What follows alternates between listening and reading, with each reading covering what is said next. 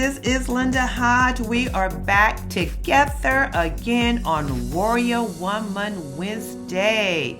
So we are picking back up on strategies for getting unstuck.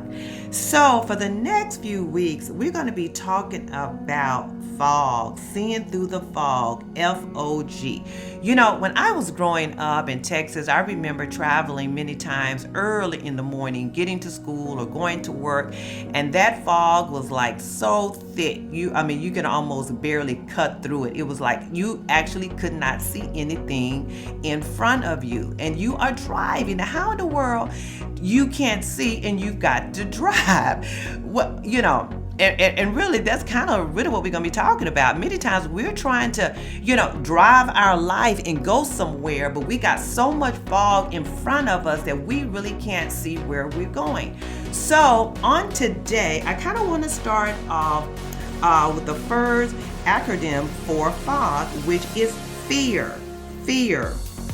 You are afraid what will happen if you move forward. Many times, fear is really all about, what will happen if I take this step? What will happen if I come out of my box? What will happen if I do this or that? So whether you feel rejection or failure or success or other people's opinion, fear is a powerful paralyzer. You got to get clear about the fear and conquer it and let nothing stop you. So here are some ways that I want you to ask yourself, are you operating in fear? You don't ask for other people's opinion because you don't want to hear no. Number 2, you don't ask for feedback because you're afraid of what criticism you might receive. Number 3, you don't speak up because you don't want to offend anyone.